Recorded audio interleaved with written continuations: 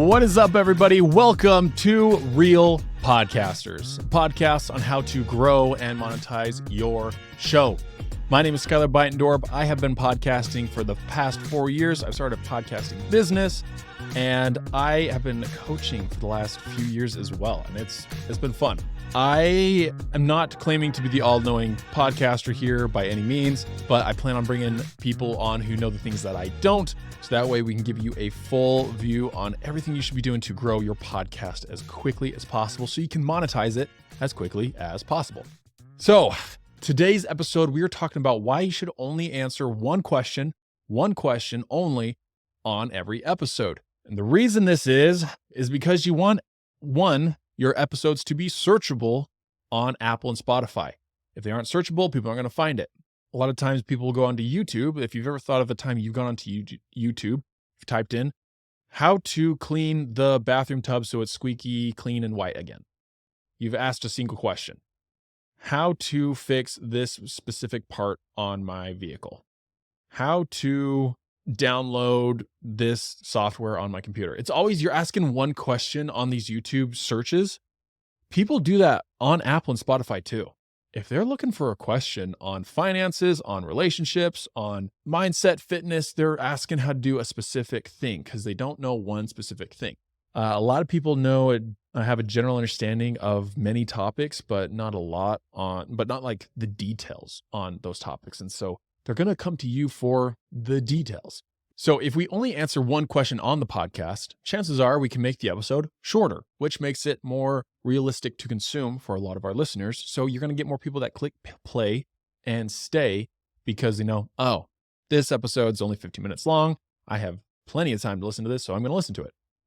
Versus if you're answering like 50 questions on your podcast and your episode is an hour and a half, 2 hours long, well, that's going to overwhelm a lot of people and they're not going to listen. So one big benefit of only answering a single question is you can have it shorter. The second one is it's not as easy to consume. People get confused. If you're talking about how to have an amazing YouTube channel, you're talking about, let's say your podcast is about how to grow a YouTube channel. And you're talking in one episode about the analytics. You're also talking about making sure that your thumbnail looks good, how long your YouTube video should be, how to record them, what cameras. It's too much information in one place. It just overwhelms people. That's really what it is. It's just overwhelming your people.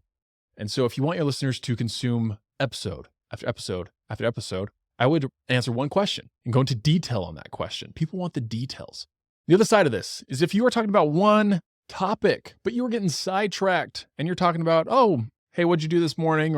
Or you're talking with your guest about something, you guys get sidetracked, and now you're talking about, hey, what you guys did 5 years ago. While that is fun and it feels very entertaining to you, to your listeners, they don't care, honestly. Like, they just don't really care to hear the things that don't help them solve their problem and answers their question. And so answering a single question is important, but also not saying more than what that episode says it does. So just never answer too many questions in one episode. Another benefit to this is if you're not sure what podcast episodes to make, you're like, oh, man, I want to talk about how to create a good relationship, but I can't think of any more than that. Well, what are the components that create a good, healthy relationship? What are the components to a successful business? What are the components to this person's success, to your success? Or I think you guys get what I'm saying. There's so many parts. Break it into the parts that make it successful, that made the relationship successful, your finances successful, your business, whatever it is you talk about. Break those down into smaller pieces. So much easier to consume. You don't want to shove information down people's throats. If you notice this podcast, I answer one question on every single one. And how much more consumable is it this way and is in shorter form than it is in longer form? Now, yes, the interviews are going to be a lot longer than these single questions I answer on these episodes. But I want you to just notice how much easier it is to consume when you know, hey, this is only a 10-minute episode versus a 30-minute episode that I talk about all these different topics. So as much as you can, keep your episodes to answering a single question to help someone with a single problem, and you will get a lot more people that find it organically. You're going to get more people that will hit play and listen. You're going to get more people that they feel this episode is for them. And overall, that is going to help you grow your podcast, which helps you monetize it. By the way, did you know we have a website, realpodcasters.com? On there are links to our online community that's being created.